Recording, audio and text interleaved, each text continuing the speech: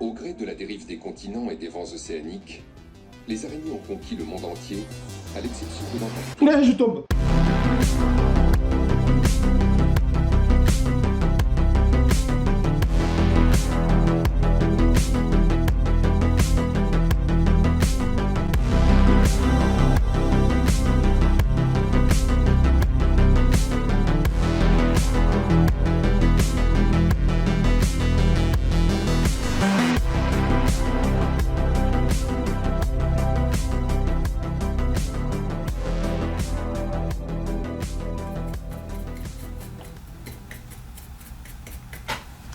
Et bonjour à tous, je suis heureux de vous retrouver pour une nouvelle vidéo. J'espère que vous allez tous bien malgré ces temps difficiles et que votre confinement se passe pour le mieux. Alors comme en ce moment on est tous plus ou moins bloqués à la maison, enfin là vous l'aurez remarqué, c'est pas le décor habituel, c'est parce qu'en fait moi je suis bloqué en déplacement professionnel et c'est pour ça que dans cette vidéo je vais essayer de pas parler trop fort pour pas déranger le collègue qui est juste de l'autre côté de ce mur. Ça va mec? Ouais, chez nous ça veut dire ça va. Charmant. Je disais donc aujourd'hui on va essayer de... 16h10. Je disais donc que du coup, confinement oblige, j'avais envie de vous proposer de refaire un épivlog, puisque ça fait longtemps qu'on n'avait pas fait, pour parler de l'actualité du paramoteur, même si en ce moment c'est vrai que c'est un peu tristoun. Et de deux, vous proposer un genre de questions-réponses, vous me posez des questions et j'y réponds en vidéo. D'une, c'est sympa parce qu'on ne l'avait encore jamais fait sur la chaîne, et de deux, ça nous permettra un peu de parler d'autre chose que ce maudit coronavirus qui nous prend la tête du matin au soir. C'est parti! Avec la panoplie de caméras de sport que tu as, préfères-tu privilégier l'angle d'ouverture, la stabilité ou les fonctions annexes, solidité, encombrement, etc. Alors j'essaie surtout de privilégier ce qui permettra de m'en filmer le plus possible, donc je dirais surtout l'angle d'ouverture et la stabilité, puisque je filme tout le temps en grand angle et que la stabilité, dans un vol surtout, c'est primordial. Vous êtes combien dans ta tête pour garder la bonne humeur à longueur de journée? On est 8. Et je pense sincèrement qu'il vaut mieux être de bonne humeur quand on fait une chaîne YouTube, parce que le contraire, ça le ferait pas. Imagine. Ouais, salut, j'espère que vous allez bien. En fait, non, je m'en tape si vous allez bien ou pas. C'est franchement, j'en ai rien à péter. Surtout, abonnez-vous et mettez un pouce bleu. Même pouce bleu, je te dis. Putain. Mais il est complètement fou, ce mec. Salut, quel logiciel utilises-tu pour les montages vidéo? Salut à toi, j'utilise Sony Vegas Pro 16. Avant, j'étais sur Movie Studio, qui est une version allégée de Sony Vegas. Mais comme vous le savez, moi j'aime bien bidouiller mes vidéos et mettre un peu des effets partout. Donc du coup, il a fallu que je passe sur quelque chose d'un peu plus complet. Donc Sony Vegas Pro 16. Moi j'ai une question pour les débutants, comment choisir la puissance moteur? Je vais passer mon brevet une fois tout ça fini, mais voilà, je suis lourd. Il me faut quoi comme puissance moteur? Je vois passer des modems. Des modèles Solo PAP 80 cm3 ou 110 cm3. Après ça parle de Monster 200, voilà, j'aimerais savoir. Alors déjà Rudy, j'aimerais te souhaiter la bienvenue au club des gens lourds. Oui, en fait, je voulais dire lourd par le poids, pas lourd autre chose, quoi. Je me permettrai pas, on se connaît pas, donc... Ensuite, pour le choix du moteur, ça dépend vraiment de ses caractéristiques techniques et de ton poids précis. À titre d'exemple, je connais quelqu'un qui m'a confié récemment qu'il faisait plus de 100 kg et qui volait avec un 135 cm3 et avec une bonne voile qui a une bonne capacité de prise en charge, ça vole sans problème. Donc voilà, dans une certaine mesure, tout est possible. Bon, le gars qui fait 120 kg et qui veut voler avec un 80 cm3, ça va pas le faire, hein, on est d'accord.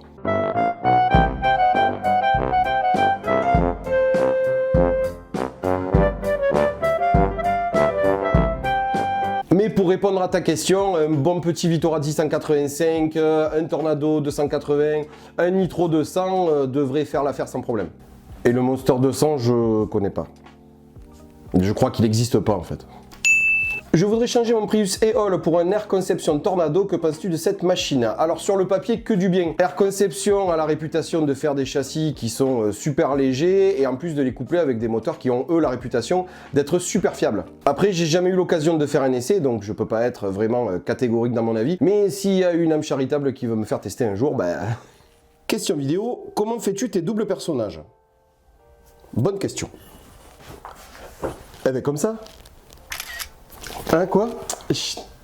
Bon, pour te la faire courte, c'est tout simplement la superposition du premier plan sur le second plan. Et lorsque les deux plans sont bien calés ensemble, je demande à mon logiciel de montage de supprimer la partie du premier plan qui m'intéresse pour laisser apparaître le second.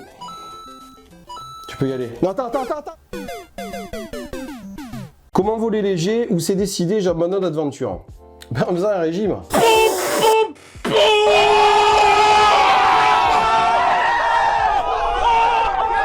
Oh, ça va, je rigole. Mais moi qui parle de régime, les gars, sérieux. Bon, on y va, le gros? Oui, monsieur. Alors, plus sérieusement, si tu cherches à changer de paramoteur, eh bien, t'as pas besoin d'aller chercher bien loin, puisque chez nous, on a un max de constructeurs. Air Conception, on vient d'en parler, mais aussi Exomo, les paramoteurs électriques, ALS, Adventure, McFly, Air Ultralight, bref, si tu cherches à voler léger, tu vas forcément trouver par chez nous. Feras-tu un jour des vidéos de voyage où tu pars un week-end en paramoteur, tu dors chez l'habitant ou un ami que tu connais, ou en tente et le lendemain tu repars. Avec tous les aléas que cela implique, la préparation, le coût, le matériel, les pleins d'essence, etc., etc. Alors oui, carrément, les voyages, c'est bel et bien prévu, et d'ailleurs, je vous en avais parlé il y a quelques temps sur la page Facebook, puisque je vous avais annoncé la création du projet O, et je vous avais dit aussi que je vous donnerais un peu des indices au fur et à mesure, donc en voici un nouveau. Le projet O, c'est bel et bien un voyage. Mais bon, en ce moment, avec les mesures de confinement, etc., c'est un peu compliqué, donc on croise les doigts et on verra bien ce que ça donne. Il y a un autre truc que j'aimerais faire aussi, c'est l'Icarus Trophy, qui est en fait une course d'endurance et d'autonomie, et vous devez, par vos propres moyens, partir du point A et rejoindre le point B sur des centaines de kilomètres sans assistance. Pour ceux qui connaissent pas, je vous mets un extrait.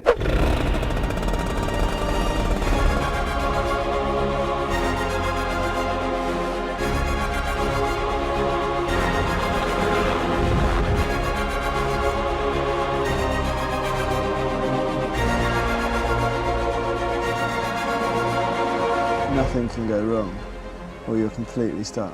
Thrown around in a little fabric wing, you know, with a motor strapped to your back. Race class is very hard. It's an endurance thing. You have to be very mentally strong. He's gonna wind up in a fur trade before he gets to California. Monsoon rain for the last 20 minutes of the flight. I'm done. I can't go on. You have to have that element of danger and concern, because otherwise there's no real achievement.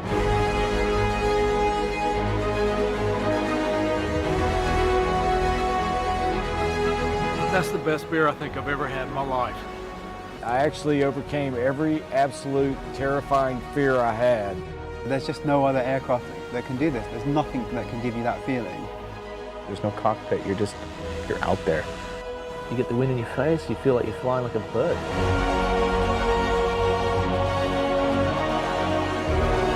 I don't know how you're going to top it, to be honest. I don't know what's next. It's staring into the oblivion of normality. It's terrifying. C'est une tuerie. Pour info, Tucker Gott, le célèbre paramotoriste américain que vous connaissez quasiment tous, eh bien, il a fait cette course-là, et d'ailleurs, il l'a gagnée il y a... ouais, je dirais 2 ans ou 3 ans, et il en avait fait une série vidéo d'ailleurs, donc je vous mets le lien en description. Comment tu fais dans ta dernière vidéo quand tu lâches ta caméra depuis ta main et que tu te retrouves en position de chase cam? Alors bizarrement, c'est une question qui revient souvent parce que cette caméra suiveuse a tellement été bien réalisée que en fait on ne voit pas par quoi elle tient, et il suffit juste de bien observer pour le savoir. En fait, la caméra suiveuse tout simplement est reliée par un élastique qui fait de mémoire 6 mètres de long environ, et en fait il est juste accroché à la voile et relié à la caméra suiveuse. Tu peux le voir là, là et là. Un petit rappel sur les règles et principes des décos hors terrain officiel, je serais bien preneur moi. Alors, 2 choses. La première, ça semble évident, mais il faut avoir l'autorisation du propriétaire du terrain. C'est logique. Et être dans un espace aérien qui tolère ce genre de pratique, ce qui exclut donc du coup les espaces aériens de classe D, de classe C et de classe B, puisque pour y pénétrer, il te faut la clairance d'un contrôleur aérien, et que pour avoir cette clairance, il faut avoir un contact radio, et donc une radio aéronautique. C'est ça! Oh, excusez-moi, j'ai chopé un truc là, je sais pas ce que j'ai. Par contre, pour la classe A, non, pas la voiture, l'espace aérien toujours.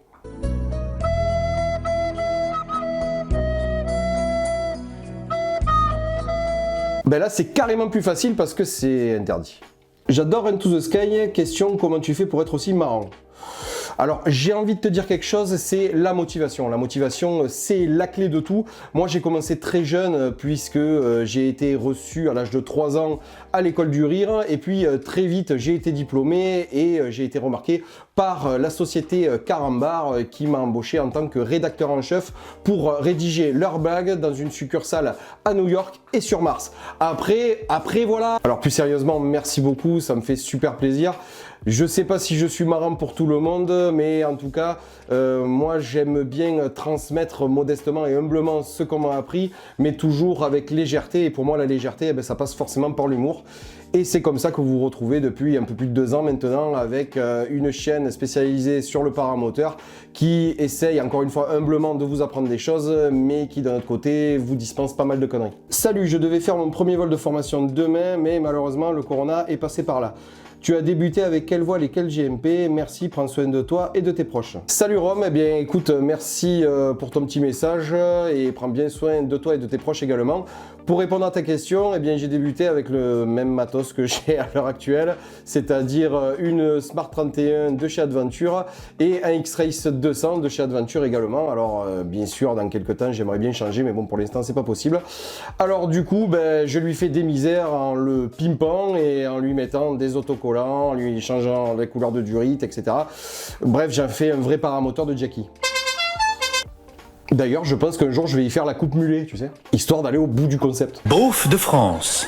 Je suis en pleine révision du théorie QLM, aurais-tu des astuces de révision? Continue, tes vidéos sont un vrai régal. Alors 1, merci Jérémy pour ce gentil commentaire, je suis content que les vidéos te plaisent. 2, les révisions. Alors des astuces oui et non parce que j'estime qu'on a chacun notre manière d'apprendre. Mais perso, ce que j'avais fait, c'est que j'avais pris tous les chapitres de ce bouquin, le C'est pas du S des familles, et je les avais condensés pour en faire des fiches de révision que j'emmenais partout avec moi. Et couplé à tout ça, eh bien, je me contrôlais régulièrement en m'inscrivant sur le site EasyPPL et là, je mangeais un max de QCM. Et je l'ai eu. Bon, en dessous, il y avait une petite annotation avec écrit « Estimez-vous heureux de l'avoir, fils de chien ». Peux-tu nous parler de ton paramoteur neuf, occasion, marque, pourquoi, etc., etc.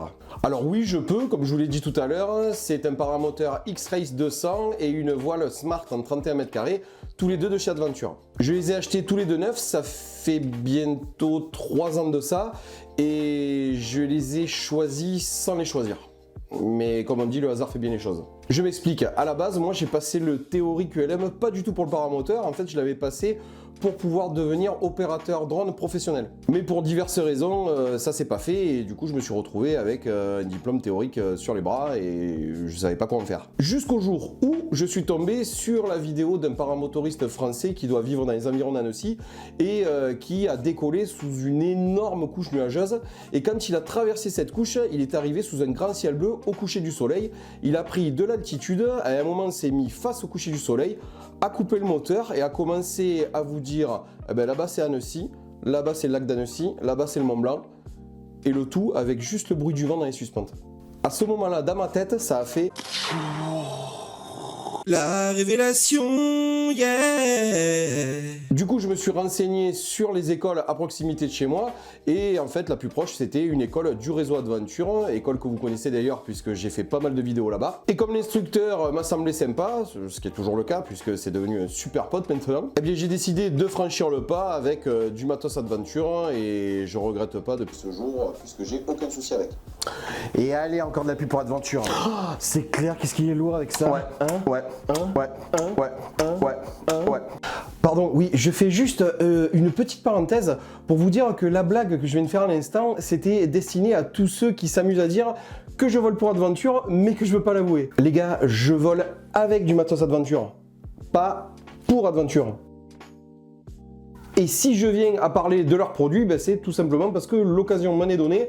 Et d'ailleurs, vous allez pouvoir le voir un peu plus tard dans la vidéo. Alors oui, désolé, je vous spoil un peu la suite, mais je préfère prévenir parce qu'apparemment, ça en dérange certains. Et c'est ce qui est rigolo dans un sens sur YouTube parce que c'est rempli de personnes qui viennent t'expliquer comment tu dois te comporter sur ta chaîne et de quoi tu dois parler. Bref, en gros, ce que tu dois faire chez toi. C'est comme si tu m'invitais chez toi et que je te disais tu peux changer le papier peint s'il te plaît, j'aime pas la couleur. Bon maintenant, si vous avez un besoin irrésistible de me coller une étiquette, eh bien si vous bavez, bavez utile. C'est-à-dire que je vous rappelle que on voit souvent ma bagnole dans les vidéos. Commencez à lâcher des commentaires en disant que je suis sponsorisé par Kia et avec un peu de chance, ils vont les voir et ils vont me sponsoriser. Et je pourrais éventuellement rouler gratos. Voilà, donc parenthèse refermée. Juste une dernière chose, c'était la première et la dernière fois que je me justifiais. On y retourne.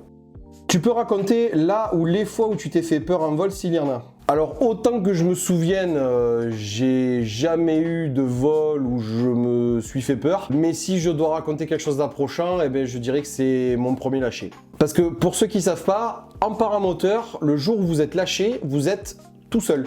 C'est-à-dire qu'on vous met un paramoteur sur le dos, on y accroche une voile, et après, la panique intégrale.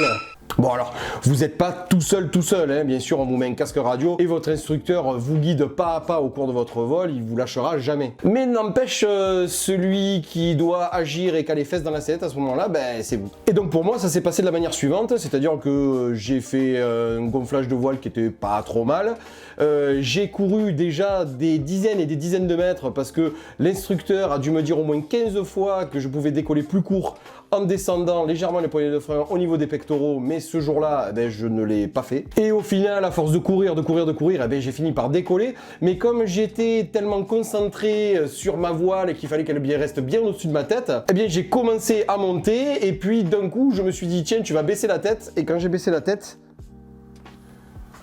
eh bien, j'étais déjà à 10 ou 15 mètres au-dessus du sol. Et là, malgré le fait que je sois quelqu'un qui rêve de voler de ses propres ailes depuis toujours, la première phrase qui m'est passée par la tête, c'était « Mais qu'est-ce que je fous là? Qu'est-ce que je fous là ?» Alors, je grossis un peu le trait, mais c'est vrai que ça n'a pas été pour moi le vol exceptionnel. Parce qu'en plus, ce jour-là, il y avait quelques petites turbulences. Donc, à chaque fois que je prenais une turbulence, je faisais...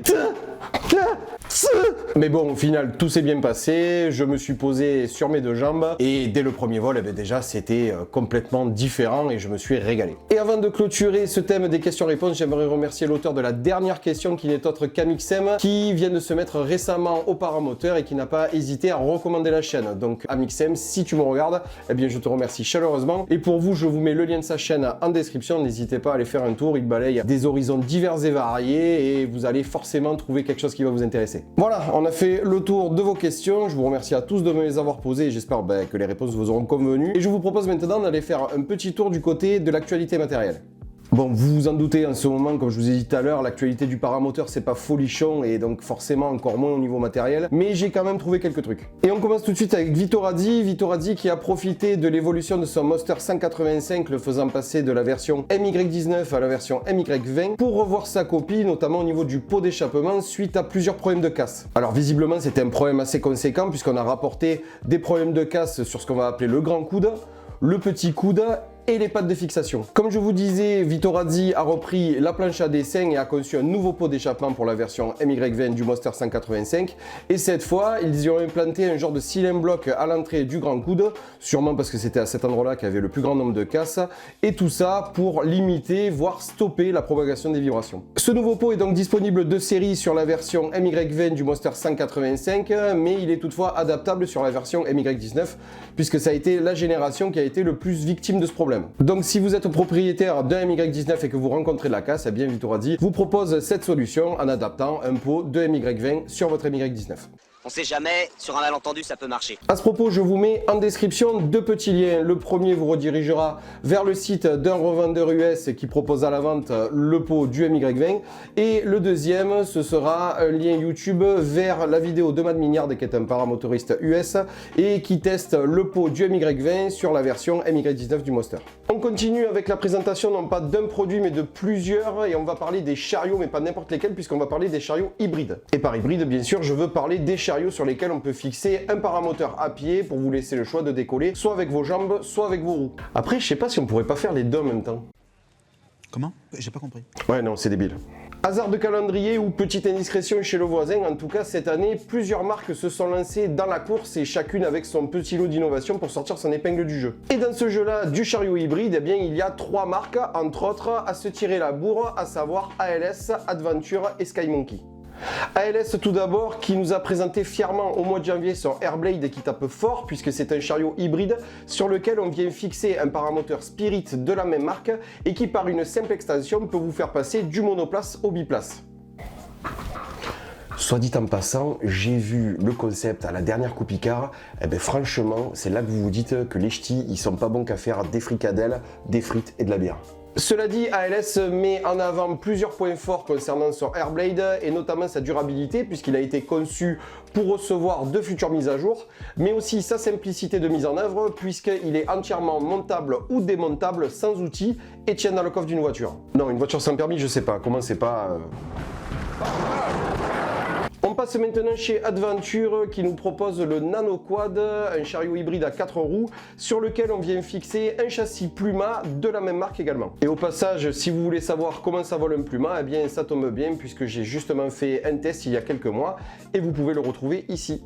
L'argument principal mis en avant par le constructeur, c'est bien évidemment sa stabilité au sol, puisque 4 roues, mais aussi sa maniabilité, puisque 2 modes de conduite sont disponibles sur un même modèle. Un mode, disons, normal qui va vous permettre de vous diriger simplement avec les roues de devant, et un mode drift qui va rendre les 4 roues directionnelles et qui va vous permettre potentiellement de...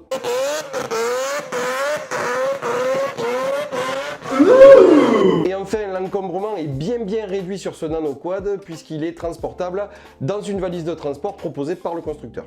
Et pour finir, on sort du pays et on se rend chez SkyMonkey, le constructeur néerlandais qui lui propose un chariot hybride nommé le Bonobo. SkyMonkey, Bonobo...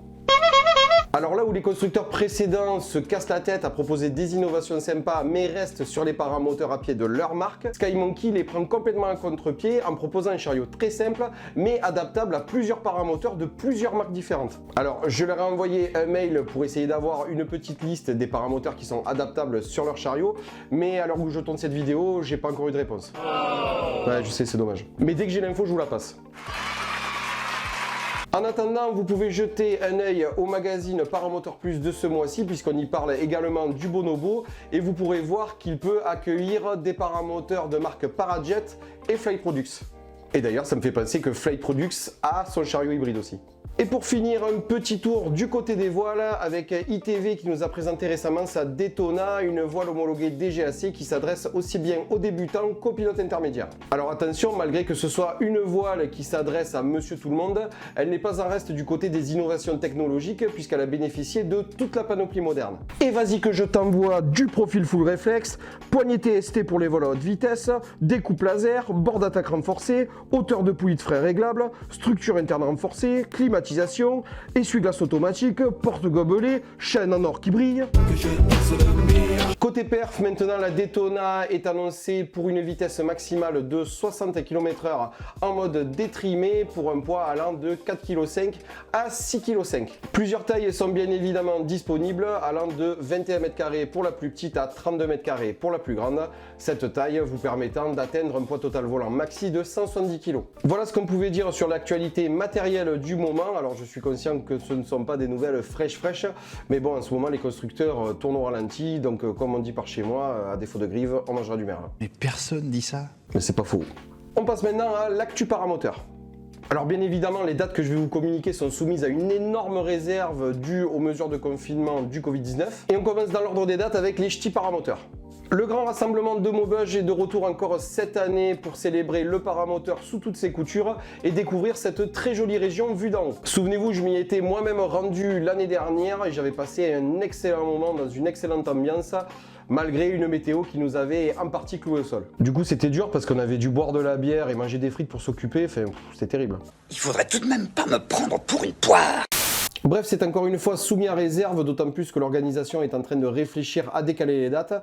Mais pour le moment, les ch'tis paramoteurs, ce sera du 8 au 10 mai 2020 sur l'aérodrome de Maubeuge dans le 59. On passe maintenant au MAP ou Mondial Air Paramoteur qui revient après 3 ans d'absence. Ce rassemblement entièrement dédié aux paramoteurs accueille un très grand nombre de marques spécialisées qui peuvent, le cas échéant, tenez-vous bien si vous ne connaissez pas, vous faire essayer leur propre matériel. Bon, sûrement à condition de présenter le brevet, hein, la carte vitale ils prennent pas. Je peux voler avec ton matos? Sachez enfin que lorsque vous aurez fini de flâner dans les stands et d'assister aux diverses démonstrations des différents constructeurs, eh bien vous pourrez venir avec votre propre matériel et décoller du lieu de l'événement pour partir en balade et par exemple visiter les châteaux de la Loire, dont le très célèbre Château de Chambord. Le château de Chambord. Chambord.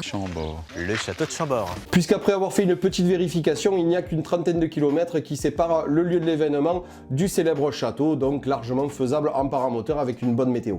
Bref, si lui non plus n'est pas décalé, le MAP se déroulera du 19 au 21 juin 2020 sur l'aérodrome de Blois. Je vous ai dit que le château de Chambord était à côté ?